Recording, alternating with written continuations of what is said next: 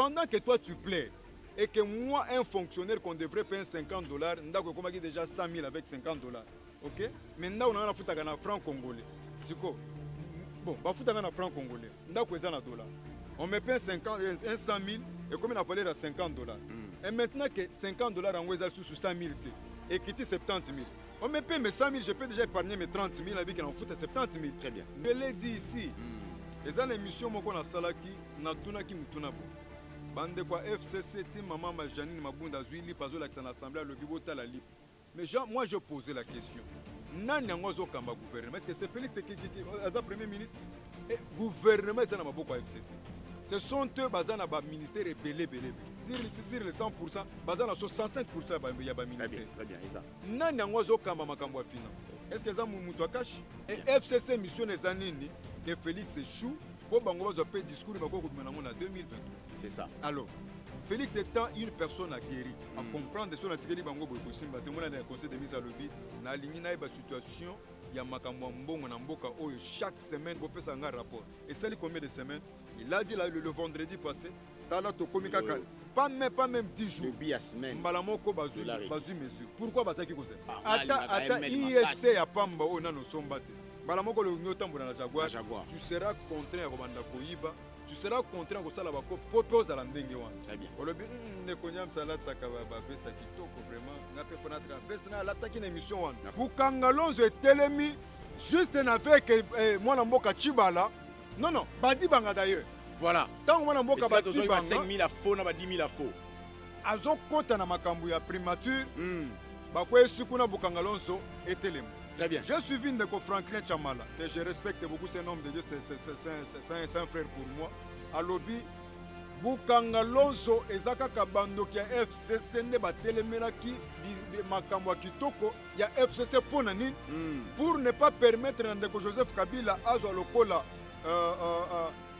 Azwa Moutoua ko succéder. Il y avait un terme là-bas qu'on avait. Dauphin. Très bien. Baba qui Azwa Matata Pogno Taza la Lokola Dauphin et puisque à Kodame Bango Kakaba.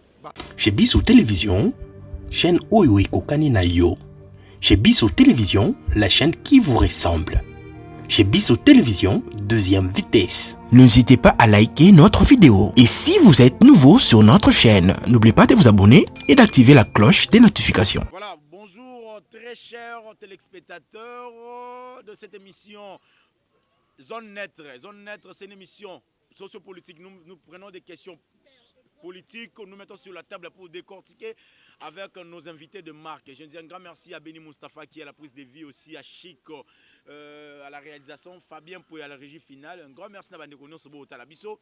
Nazale longa mogote. Bandeko Bazé Belé Bota biso na Sénégal, Bota biso na Ouagadougou, Bota biso na Mali, na Italie. Merci beaucoup. Na France, na Belgique, na Londres, na Suisse, Bozé Belé Bota biso na route mo Kalia na Kisasa. Kota terrain si wabanza isika pi bandeko bo sombaka tomso na bana dollar ekiti tantôt et mati tantôt mutu na mutu ko musaba makamna ye tokoloba ba sujet belé lelo makambeze belé tokoloba na bika boze belé boluka botala biso émission ebandi sikoyo voilà makambeze belé akoloba tozana taux d'échange démonstration bandeko babaki o fachi Banque centrale touti na 2300 francs depuis samedi le 1er août, si je ne m'abuse pas, le 31 août. Le 31 juillet plutôt. Dollar est à 23 000 francs. Le 3 août, Mbalamoro Tobandi wana na 15 000. Mais information est à moi bien. Côté Moussou Bandekoba, on a 19 000. Côté Moussou 17 000. Côté Moussou 16 000.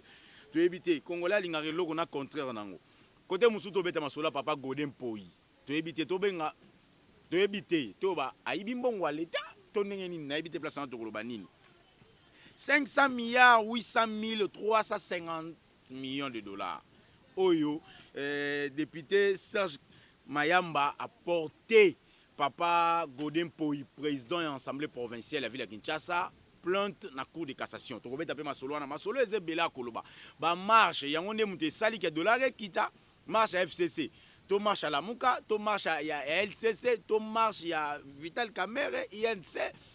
Makambeze bele ndeko musupe kota États-Unis kuna ndeko Fayulu akangami kune faga ya lede ma pusaki mikolo bia koya so mikolo te pona aéroport efungwami te azotambola na nsima ya mibeko toyeba te eza lolenge ya konégocie coalition alamuka na cash mpo cash na FCC bakabwana to mituna ba question boze belé botala biso partout bisika bozali na Ouagadougou. Merci beaucoup.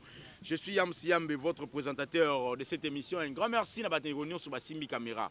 Ezali Beni Mustapha na Jonathan Mukadi soki Basimbi Caméra ça la boum. Aussi merci beaucoup na DT à Simbi Caméra ça ka biso elengi makasi diata technique sur Simbi Caméra. Boze belé botala biso na pesi invité nanga Mbote Papa Gustave. Bonjour, mon consultant maison, hein? Merci. Voilà. Marambeza Mouébela Kolobalelo par Gustave. D'abord, commençons d'abord par ça. Taux d'échange. Mais autrefois, dans le Baki, c'est quelque chose qui est tellement facile à comprendre. Oui. Abaki baje moko oyo bato ya FCC. Basalaki matata poni. Très bien. Makambo bukanga lonzo. Eza ba même système balingi ba même na gestion ya mwana mboka Félix. Qui savent que malgré bazana primature mais mutu oyo akozala na compte à rendre na population ezali président de la République. Très bien. Yango babanda ko tie ba kroka jambe biloko mata batu ba sindika tango batu akose soulever po bango ba batu ke na dialogue comme ça mutu na mutu azwa part na yena sani na ya komema déjà. Mutoloba ki eloko ne ko simba te. Dialogue, non dialogue. Pas question de dialogue. Très bien. Tout va se régulariser. Très bien. Tu as vu que dans le Conseil des ministres, le président a demandé juste à l'objet rapport ya makambo ya mbongo chaque semaine. Papa, et ça dit combien de semaines? Juste une semaine, il y a une équipe.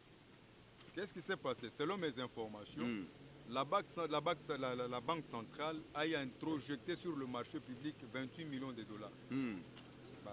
28 millions de dollars. 28 millions de dollars. À côté d'un marché. La banque a tient un marché, va récupérer francs congolais. Très bien.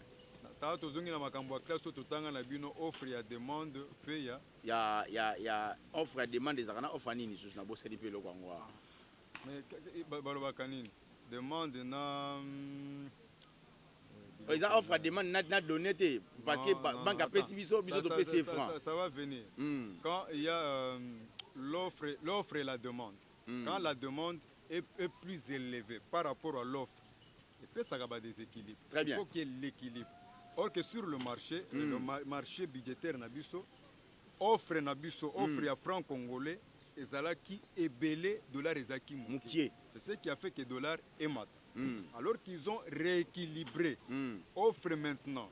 Il y a francs congolais zamuke, dollar est belé, ça va faire que francs congolais est moins équilibre wana.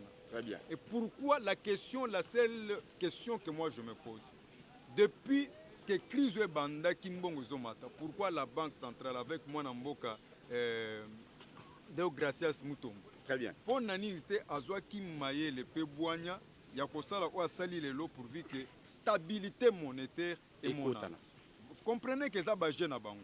Pourquoi je dis ça ba jeune bango? Pourquoi? Nani yango achaki Deogracias Mutombo place wana. Tu es déjà mutu apesa qui est pouvoir wana. On les connaît bien, c'est le président honoraire Joseph Kabila. Et il ne doit que autorité morale, il ne doit que faire volonté. Il y a mutu apesa qui est pouvoir. Pouvoir, très bien. C'est tout à fait simple. Ça ne demande pas de microscope pour comprendre ça. Siko, déséquilibre est côté malgré dollar et kiti, malgré tout on est abaissé siko, mais déséquilibre moi ils en a marché. N'habité 1900, 1800, 1700 places musuto qui t'atteint à 13 500. Donc 160 135 francs. Non, déséquilibre, ça s'explique. Il y a le cas là, bato beta bal, ceux qui batie bi, makele les alakaka et sengu. Mais ni mutu na mutu alobake banaka. Très bien. Comprenez? Tango kaka ba pesi ba mesure wana ba annoncer yango, c'est tout le monde. Et puis c'est vous kanisa ke ba kambiste na biso bazaka lokola ba mbinzo. Abimi na kaka lobby azume sa chewana che libaya na komi kambiste. Azata na tableau mon côté ba kambiste ni connu par l'état abicheka kana ndenge na yi. Très bien. Et tango déséquilibre on est kotaka. Siko yaza na référence te. Omoni ana référence a komi kota toni. Azata na muta ko benga te na banque kuna pa tuna dollar et komi combien il y a évité. Il n'a pas le point de repère dans ce qu'il fait. Très bien. Donc akobanda kota toni. Yango so obimika kana na balabala. Omona oyo libaya na ya bombi oyo baleseno na moni na 15. Nous sommes habités, il y a une personne à 16. to bitana na peso na 14 réellement to nini ezali na marché lokola bango baza bato kaka alali alamuki akomi pasteur ayebi bible te mate ya mate ezozwa awa alobi mwasi ate awa alobi mwasi kuna te ate ekota kaka désordre wana mais ce qui est vrai est qu'il y a un cri qui annonce quand même la joie quel cri dollar ekende na kokita tango tokolala 2-3 jours au moins na to moko ekobima to wana ekobanda kokende malembe tina ndenge bakostabilize yango. Merci beaucoup. Bosé Belé Botala Bisso na Mbandaka, Botala Bisso pe na Sénégal. Merci beaucoup na Grèce, na pesi TV Moko Bato Belé bien Makwata. Merci infiniment. Merci pe na bandeko Botala Bisso na Canada, Mama Zozo. Merci infiniment na Canada qu'on est ici Ozali. Mama Zozo Mavakala, moi ça papa no Mavakala. Merci infiniment. Papa Gustave, consultant maison, nga ben ngo consultant maison pour à chaque fois tu as besoin na yo to ozaka dispo. Mutu na monsieur yao. Bandeko bazolela dollar ekiti. Bandeko musu ba sepeli dollar ekiti to sepeli. E kitoko ya mabete. Yo kasko esika pour mekomi.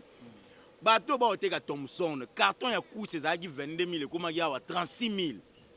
Sikoyo dollar yango ekiti. Ekiti automatique to ba pesa temps. Matembele basala na Congo e mati. Maki soso ko mobota na césarienne papa. Bilo na conséquenté consultant papa. Conséquenté pas qui ça. Soso ko mobota na maki e mati. Ezali congolais to ezali faut l'état ça les sous suivi à biloko wana. Non, c'est quelque chose qui est tellement facile aussi.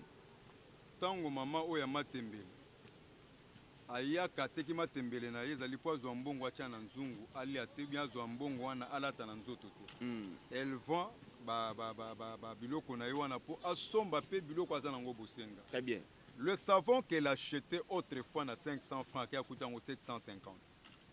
Ye ayena mupikuna matema bina na kangi yango 4 boje mais 2000 francs na osomba 4 savons mais a commis contrainte ya osomba 3 savons. 3 savons. Très bien. Tango akoya lobi oloba non.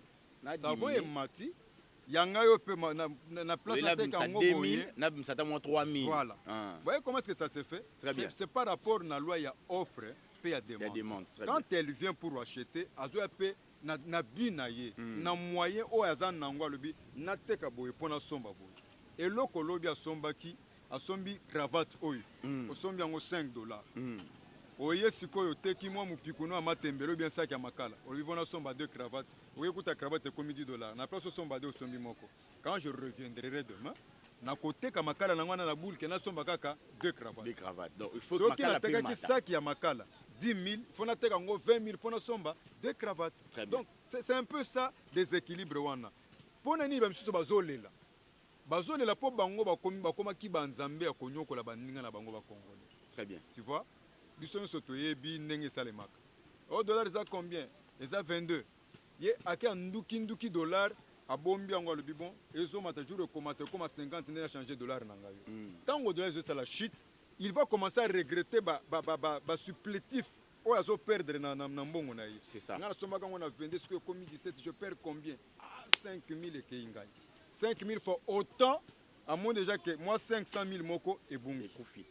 Pendant que toi tu plais et que moi un fonctionnaire qu'on devrait payer $50, ndako comme déjà 100 000 avec $50. Ok? Maintenant on a foutu un franc congolais. C'est quoi? Bon, bah foutu un franc congolais. Ndako est en dollar. On me paye 100 000 et comme il a valeur à $50. Et maintenant que $50 en Ouézal sous 100 000 et quitter 70 000. On me paye mes 100 000, je peux déjà épargner mes 30 000, avec on fout 70 000. Très bien. Là, le fonctionnaire, policier, enseignant, la carte session, puisque vous dit que non. Bon, on a causé un mukeo, yoko sunganga, na futa, na sala makamanga musu. Donc, béton, ça makambo. Béton, et ça makambo. Béton à Salaka déjà depuis quand? Vous savez, un président, quand tu viens au pouvoir, même Kabila, quand tu es venu au pouvoir, même Mobutu Alobaka bien, le président Maréchal Mobutu seul ne peut rien. Il n'est pas un magicien. Très bien. Très bien. Mabé Yabande Konabiso, c'est quoi? Il suffit seulement que ça la permet à Mokonzi. Et si au bandit ko kanisa pas sur monaka uta au botama olena no shawarma te olingi siko banda ola pe shawarma. Ça ne doit pas se passer comme ça. Tant aux on permis à Mokonzi banda kotala. Réellement, qu'est-ce que je suis venu faire ici? Très bien. Toza ebele pourquoi il a fait appel seulement à moi. En quoi est-ce que je peux être utile permis à Moutou? Très bien. Mais bande ko ebele so comme on Nathalie le bi na mona kajiba zo tambola na Jaguar ngape fonta na Jaguar. Jaguar. Ata IST ya pamba o nano sombate. mbala moko le nyotambola na Jaguar, Jaguar. tu seras contraint à kobanda koyiba, tu seras contraint kosala bako popos dans la ndenge wana. Très bien. Olobi ne konya msala taka ba vesta kitoko vraiment ngape fana taka vesta na lataki na émission wana. Merci beaucoup. Oh ya pamba ya 10 000 nano sombité. Mbala moko tu Ozolinga seras 50 000. contraint ya koyiba pola taper wana. Très bien. Mais si tout le monde pouvait faire ce qui est nécessaire, na poste ba PCI. Donc tout comme na ba makambo yote. Ok. Je t'ai reposé la même question malgré que les émissions na yo. Pourquoi depuis Kalatan mbongo bandaki komata? Banque centrale azwaki idée ya kocha na terrain mbongo achaki le loté pona kokanga hémorragie wana. Pourquoi bazaka ka Félix notre président aloba po basalango? Mais ngana okaki béton et zaki coulé na conseil des ministres pour ndesika ba yende ko sukisa makamba dollar iso mata bozolinga bo sala bo. Mais je l'ai dit ici. Et ça l'émission moko na salaki na tunaki mutuna bo. Bande kwa FCC ti maman ma Janine Mabunda Zuili pazo la l'assemblée le bibota la lip. Mais moi je posais la question. Nani yango kamba gouvernement? Est-ce que c'est Félix qui est premier ministre? Et gouvernement c'est na maboko FCC. Ce sont eux bazana ba ministère belé. Sur les 100%, bazana 65% ya ba ministère. Très bien, Isa. Nani yango kamba makambo ya finance? Est-ce que ça mutu akash? Pourquoi bango bako ko vendre sa mutu te baloba? Moi na biso moko ndaza ko na ba bengiye. Mais Moïse Katumbi la coalition c'est bien, mais à la fin on va plus regarder la présidence. Mais c'est ce que j'ai dit ici, je venais de le dire il n'y a même pas 30 minutes. Voilà. Que Félix n'est à un compte à rendre à la population, ce n'est pas le FCC. Et FCC mission des années que Félix échoue pour bango faire discours en 2023. C'est ça. Alors Félix étant une personne aguerrie, à comprendre son article bango boyko simba témoin dans le conseil de mise à lobby na ligne na ba situation ya makambo mbongo na mboka oyo chaque semaine bo pesa nga rapport. Et ça combien de semaines? Il a dit là, le vendredi passé, tala to komika pas même 10 jours. Le semaine. Mbala moko bazu mesure. Pourquoi bazaki ko c'est le même pays. C'est le même gouverneur ya banque c'est la banque centrale. Ce sont les mêmes personnes. Tout le basiko za monter mama be. Na ebisa ki déjà bazo sala soki yo tindi mutu na musala ko sala pour sepelisa yo. Nani achaki ba gouverneur banque wana baza la place wana. Eza Félix c'était. Et ba ko sala kaka volonté bato bachaki bango wana. Volonté bango zanini bato ba se soulever. Tango ba marche ko salema trouble koti to kende na dialogue poto bongsa. Dialogue wana yaka ya pamba te. Ono to sala gouvernement nini ya crise. Gouvernement crise bobanda kozwa oyo bobanda bozwa oyo botika bazusu mona mboka Kabila bazongisi susu wana pe ba bénéficier sur la dialogue. Vous allez taper à côté à constitution la constitution les gouvernements et l'émanation de l'Assemblée nationale beaucoup recourir sur wana te beaucoup na gouvernement crise botiki au constitution lobby bobandi ko lokota bilokota la société civile pesa ba audio ba bango pour pas se retrouver puisque ba politiciens et belé mboka na biso béton à lobby dialogue il n'y a pas de dialogue yanine. Yango na solution mona yango moko. Très bien. Pesa 2 jours. M'avait posé la question au Yelinga Siko. Pour voilà. dire biloko siko ekomata non. Ce qui ochaki biko za nango chaki yango $1. $1 c'était 200 francs. Non, 2000 francs. $2000 francs. 2000 francs. Si biko ezalaki 2000 francs puis ça dit $1. Le loco $1 et ça sous 2000 francs. Les celui est obligé de prix nango faut quitter. Normalement. Ça sous na repère wana te. Très bien. Si $1 est comme 1000 francs, il faut quitter 1000 francs au lieu de 2000 francs. C'est que biloko est obligé à quitter. Parce que biloko est obligé à quitter. Na on a tuni l'état ko ça la suivi. Et quitter puisque toza na ministère de l'économie, toza na agence moko tala kama kambo ba prix na biloko, ils vont travailler, c'est ça leur travail. Moi je me Congo toi na pas ma suivi. Moi suivi c'est pas problème. Il y a une différence entre Kosala Moussala, prendre des mesures et faire la suivi de mesures. Ici c'est le travail proprement dit. OK. Aux awan inspecteurs il y a ba prix. Le coût la dollar est quitté, tu es obligé de descendre sur le terrain d'aller vérifier le prix si réellement le prix ont baissé aussi. Parce que yo to ça peut calculer ngana to kana ça. Dollar est quitté le samedi.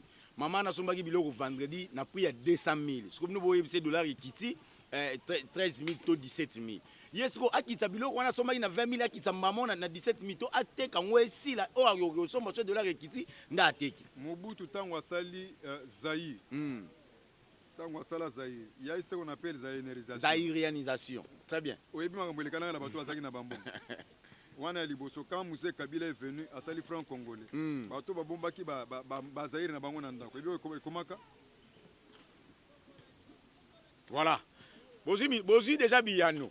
Zaïre mbongo wana Zaïre sans Zaïre mbongo mosusu ezalaki nini mosusu ezalaka makomboso so mokomboso nyonso wana bapapa baseretrouve nango tala bamali na bandako bato baoyeba te mbongo baosala nango nini.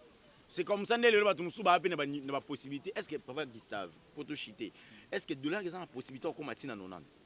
Papa, tout est possible. Tango Mobutu a Salaka Zahir, dans le temps, allez vous renseigner. $1 est allaki 1 Zahir. Quand Mouzé Kabila est venu à Sali franc congolais, je crois, $1 est allaki 3 francs. 3 francs bleus au moins, bon. Parce qu'on utilisait même des centimes. Voilà. Qu'est-ce qui empêcherait aussi $1 de quitter? Le problème est l'équilibre à loi y a offre et à demande. Ceux qui sont dans le dollar rebellé dans le terrain, franc n'abusé les amouqués et comment on a négocié n'engo ne quitter au pays sango palais.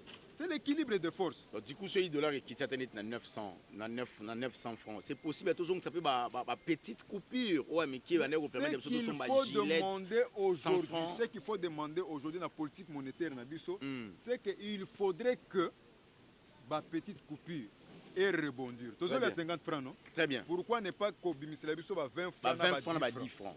Pourquoi ne pas le faire? Ça, là, c'est bien, mais quand tu as 10 francs, quand 20 francs, na 10 francs, bonbon, on a 50 francs, on a 5 bonbons, on a 10 francs, on a bonbons. Très bien. Déjà équilibre les autres côtés. Très bien. Mais tant que vous avez une petite coupure, na kindoki oboza nangoana, vous voulez ce que biloko mataka puisque vous avez pilipilo na kochango 20 francs, na vous 30 francs per ozongi. Voilà. Mais ceux qui ont 20 francs, les pupilles à 20 francs, c'est bien 20 francs, mais les pupilles à 20 francs, très bien. Le problème c'est comme ça. Merci beaucoup. Bozé belé bota la biso na Chuapa, na olo mami, ba oele. Merci na bandeko nyonso na Congo central. Bandeko na Congo central ba obenga. Bozé belé bota la biso. Bo s'abonner, bo liker vidéo, bo commenter, bo partager, ndé bo partager émission nanga. Ndeko na bino yam siyambe somi aba mongo. Pour monsieur yawa, Congo moyibi na éviter tout le détournement des biens publics, na éviter. Une plainte pour détournement des deniers publics a été déposée le jeudi 30 juillet à la Cour de cassation. 5,835 millions de dollars de francs congolais. Oyo, député Serge Mayamba a porté président et assemblée provinciale de la ville de Kinshasa, Godin Pouy. Plainte. La traita, madame Oya DGK va libérer justice et à blanchir, il est innocente. Mbongo ane bunga giza ye mutayiba gite 2 milliards comme ça, 2 milliards de francs congolais. Tokena na moko. Tobana na moko. Voilà, tobana Godin Pouy, ngali Godin Pouy. Na lobaka boy. Très bien. Na makambo justice, il y a ce qu'on appelle présomption d'innocence. Très bien. Si le fait et la culpabilité n'est pas encore établie, c'est sous-entendu que le pasteur Godin Pouy, le président de l'Assemblée provinciale, Azananu Aibinanu. Selon mes informations, on a landaki mbongo wana izalaka bakendaka ko déposer yango na l'une de banque le nom dont nakangi kombo banque wana. Quand makamwana rebondir ba pesi ba traçabilité non. Laissons l'état à notre justice, balande la dossier. Je sais que l'honorable Serge Mayamba Azamuto Mayele, c'est pas n'importe qui. J'étais avec l'Assemblée nationale, je le connais bien. Azali, Moutunabiso Aïdepes Yakala, on sait comment est-ce qu'il a travaillé. C'est quelqu'un qui est aguerri. C'est un monsieur très intelligent. Vous avez dans l'hémicycle passé. Oui, Azalaka, c'est le député national dans la législature passée. C'est un monsieur très intelligent. Alors, ceux qui ont déposé plainte, il n'y a pas du fumée sans feu. Donc, et là, comment soit Serge Mayamba a une information appropriée et exacte était un dossier, soit il est mal informé, soit il est mieux informé. Très bien. Vous voyez? S'il est mieux informé et qu'il a mon clarté, c'est son plein droit, le droit le plus légitime, d'aller à la Cour de cassation et déposer une plainte. Très là, il y a un problème. Et si Godin Pouy ne se reproche de rien, ça ne sert à rien de faire des déclarations, c'est d'amener le preuve, il y a traçabilité à Mbongoana, et c'est fini, l'affaire est clos. Mais s'il s'avérerait que Ndeko Godin Pouy a détourné, automatiquement mon pasteur place dans les prisons. Tu ne vas pas échapper. Très bien. Puisque dans un état de droit, on doit protéger premièrement l'État et le bien de l'État. Et ça y yoté. Si tu as détourné cet argent, il faut suivre Ndeko Kamere Kuna. okende kopema nanu puisque oza dignité ya kokamba assemblée provinciale. Mais si tu es innocent, et là on a kosenga yo za la règlement de compte te, on dima kolanda pe procédure. OK, ikuna osandi opesi ba élément na yo, ceux qui va quitter yo, gloire à Dieu, ozongeli musala na. Je crois que c'est comme ça que moi j'analyse le fait sur le dossier ya la président pasteur Godé Mpoui de l'Assemblée provinciale de Kinshasa. Parlons maintenant de Vital Kamerhe. Moi, on a fait pour Azana président innocent. Tout le Vital Kamerhe a condamné déjà 20 ans à jouer grâce présidentielle en 5, 4, 15 ans. Tout le temps, PC grâce présidentielle. Mais président, les 30 jours, après ça, il va prisonnier, nous va condamner grâce présidentielle. Attention. Il y a Zouagité. Attention. Il y a Yegande comme problème. Attention. Vas-y. Vous savez, Ozali, Moutouamaye, les makasi, Nabanga, Koming, et puis Nalinga, Makasi, pour la recherche. Très bien. Il ne faut pas couper ça, faire dire au président ce qu'il n'a pas dit. Ok? Très bien. Il ne faut pas aussi aller réveiller les démons pour que les démons attaquent les saints là où ils sont. Vas-y, vas-y. Nous sommes dans un pays où il y a la séparation de pouvoir sans toutefois mettre à côté autorité. Il y a chef suprême, il y a magistrat suprême de la République. Notre président. Ce qui va sa grâce présidentielle, va faire na muto asa sali katikati ya itumbu na ou bien asa lekisi ou bien ba détenir yo maintenant no samba te ozaka kuna na ba détention provisoire. Ce qui batali dossier nous a vide, le président peut se dire moi na yibaki lipa okangi opesa ye combien 6 mois asali 3 mois bo libérer. Maman bokanga ki na kwempo azaki na mobali o balobaki bazaki ko sala ba respecter ki c'était mais o ezali détournement. Le président Kamerhe azo kendena on appelle on ne peut en aucun cas couper ça y est grâce wana. Très bien. Non mon cher, ça ne se fait nulle part. Parlant de président Kamerhe, le président Kamerhe avait détourné bakatele etumbu o yena no andimité que ça bongo. Azalina na liberté naie sur le plan juridique ya kosala bapel. Mais avocat français naie avocat français ifagi ya bazoboya kopesa ka visa tisikoyo. Papa tozana mboka na biso kombo nango République démocratique du Congo. Mais cela n'empêche pas que vous appelez na avocat na yo international. Je pas encore fini. Je pas encore fini. Vas-y. Puisqu'on le dit très bien l'avocat français.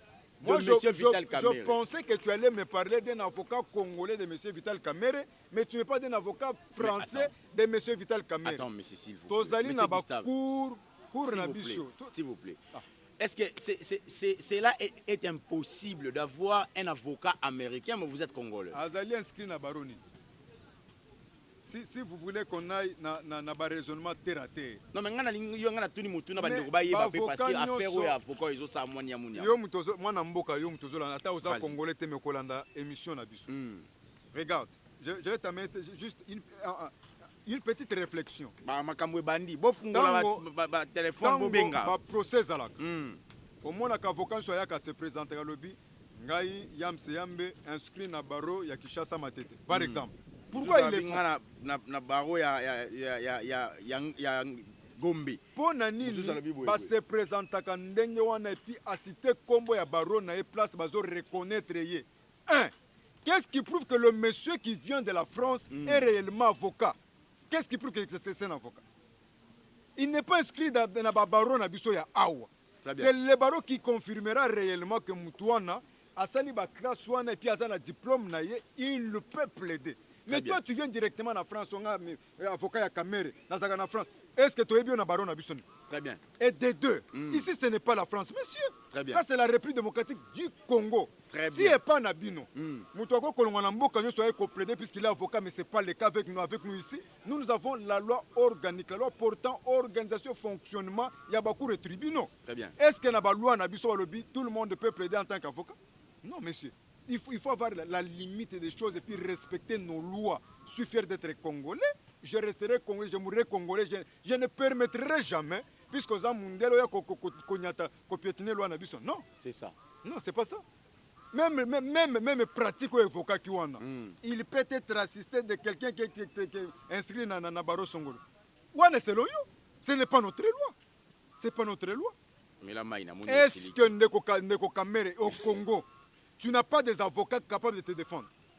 Vous croyez que l'influence français on est quoi qu'on changer et changer nani dossier na yo? Il est mieux informé que avocat bazar. Donc bazar ko na mbongo wana.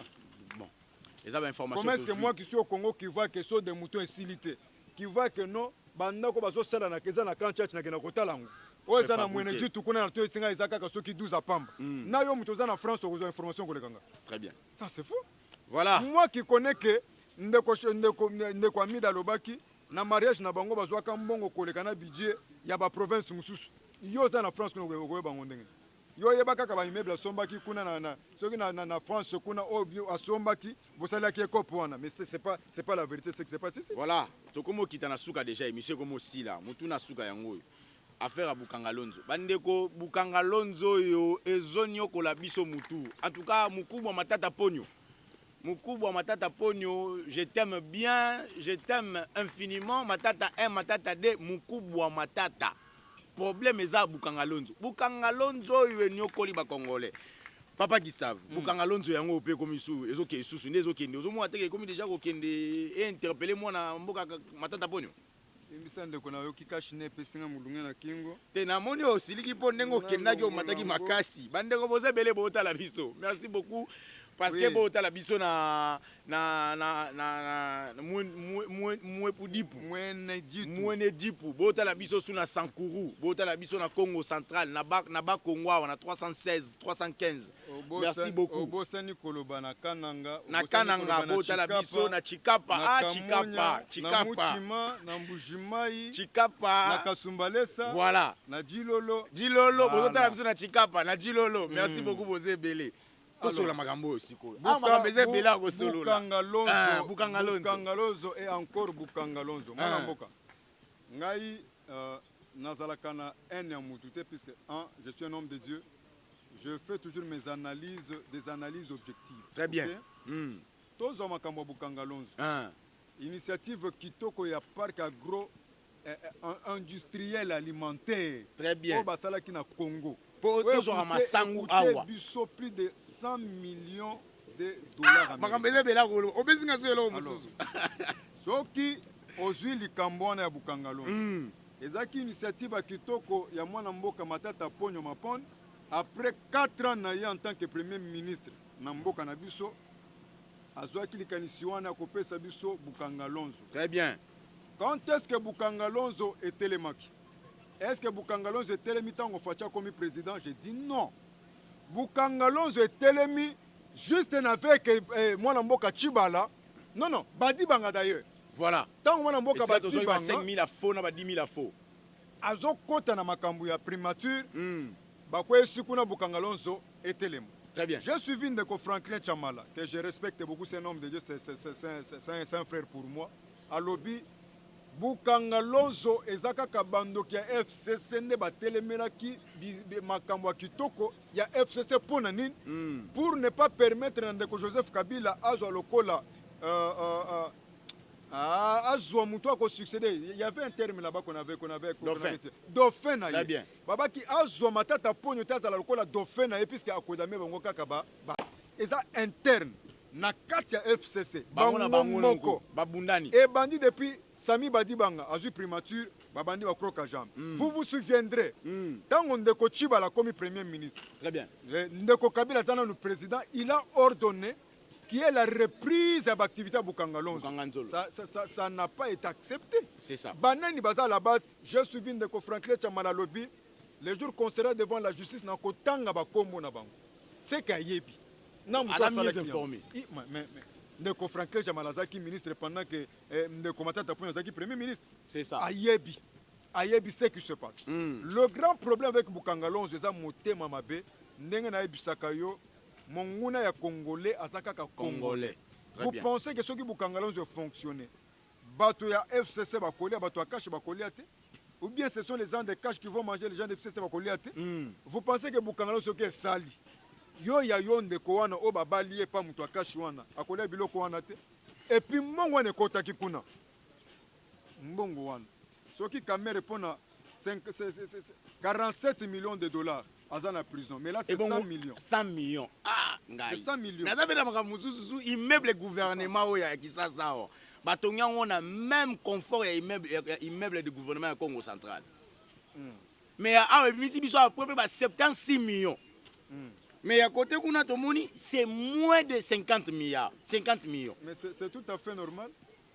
Tango landi mwana mboka Gentili Ngobila alobi akutaki banyongo ya combien oyo ndeko Kimbuta tikaki yango ba ondongo na bango mibaleti bango na bango bata FCC wana nde tolobaka mbwa asu mbwa bango so bato FCC tembe bato perdre o sandi moto asubeli courant courir elandaka ntina masube ekoti na nzoto. C'est que moi je demande à notre respectueux procureur de la République voilà là un dossier de détournement aux yeux et aux vues de tout le monde, dossier Boukangalonzo. Interpellez-le. Il y a toujours autorité morale et crime wana bazali. Très bien. Matata en soi. Natikala komona ye physiquement boto pesa na mbote te. Mais attends ozali na paye du peuple. Non. Bazaki koya na bango na ya za mwana mboka ya sali makamuna inga pe na sala makamunanga. Très bien. Mais Rolandi Sabien ce n'était pas le premier ministre qui gérait Boukangalonzo. Il y a les gens qui géraient Boukangalonzo. Il y a les gens qui étaient les décideurs sur Boukangalonzo. Monsieur le procureur de la République, Kanga Batouana, Kopi yango yeye. Misatoe Bambongo Mboka Ekendaki Wapi. Ils ont quand même investissement mounene. Et puis je demande à notre président, Boukangalonzo, ça n'a pas encore nous aider à remonter le déficit alimentaire tout ça. Va encore reprendre, redémarrer, repistonner encore Boukangalonzo pour que servir na Banamboka à la ville province de Kinshasa. Merci beaucoup. Bozaki bela kolanda biso na Pékin, bozaki bela kolanda biso na Shanghai na Chine kuna bandeko baze belé ba obenga na Chine.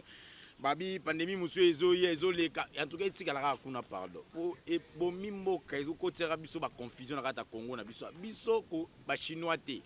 Corona, maladie mususu en tout cas pardon na bolingo nzambe. Boze belé bota biso na Shanghai, na pesi bino mbote ba congolais sika boza.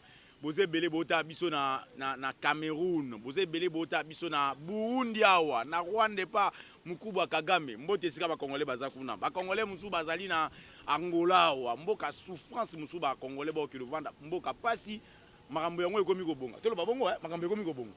Makambo ese bongaki. Makambo ese bongaki. Eza ndenge nini? Yozo talela olobi nalala na pombule kobeta or tembule se beta ki kala ozo monezaka ke lilinga ose salemaki. Voilà. To suki za pona lelo lilo basuka na bandeko ba otala yo lilo basuka congolais longola complexe d'infériorité. Très bien. Congolais tika komimona moindre. C'est ça. Vous savez na sepela mingi na bandeko ya baluba. Muluba taza ne lokote komona jamais andima kozala ko kitati na se na lipapa non. Très bien. Omona lati cravate na lati mena poche ane lokote. Ma vima na kaka. Très bien. Ce gars na Mercedes na kalawana akeka che moi mazout na moi $10 atambola zo rouler na yi. Voilà. Zala lokola muluba. Congolais zala un esprit wana komimona moindre te.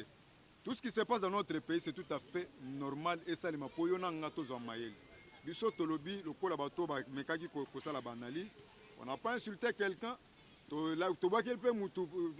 Diffamation pour effraction comme ça diffamation na kombo mokonzi outrage la vérité rien que la vérité. Voilà. Moi je m'appelle Gustave Kayembe, ceux qui ont contacté peut-être autour nanga soit question moko soit au luka ko converser nanga. Mon numéro est très simple, c'est le plus 243 421 078 51 27 plus 243 81 078 51 27. Merci beaucoup. Vous êtes si nombreux à suivre cette émission. Je dis un grand merci à nos téléspectateurs. Vous avez belé botier TV Nabino bien makwata na Grèce. TV moro me vous avez belé en tout cas ça sur bali boso TV mbote na bango ici ka bazali na Grèce kuna na pesi ndeko Muscador Oux Noir azana France. Merci beaucoup na yo. Vous avez belé botali émission oyo. Bato baze belé batali émission pour natanga bakomo na bango te. Mukuba Shadari na pesi mbote. Honorable Kanga, Moutali FCC, PPRD, na pesi mbote bisiko ozali. Papa Augustin Kabouya, na pesi mbote bisiko ozali. Jean-Marc Kabound, 500 giga, mbote na pesi ozali. Président. Président. Mon président Jean-Marc Kabound à Kabound. Le commandant. Yada commandant. le véritable commandant. Voilà. Et puis, est-ce que le sujet mon colobaki te? Tolobaki ma marche. De quoi faillu le lobité? De quoi faillu le lobité? Et puis, dans aux autres Kabou, il faut bengaye son excellence le CG, secrétaire général. Frère, respectez. Alors ça va cause. Merci beaucoup Ndeko. Aza mo konzi ya bino na parti politique na bino aza mo konzi na ngate. Merci beaucoup. Bozaki belé liboso akola na biso na chez biso télévision. Awa nde tusika to suki soki nzamba azongite. Tokufi peut-être tokozonga. Merci beaucoup na Beni Mustafa, merci beaucoup na Clarisse Ouechi, merci beaucoup na Ndeko Rigen DT. Merci. Au revoir. Bye.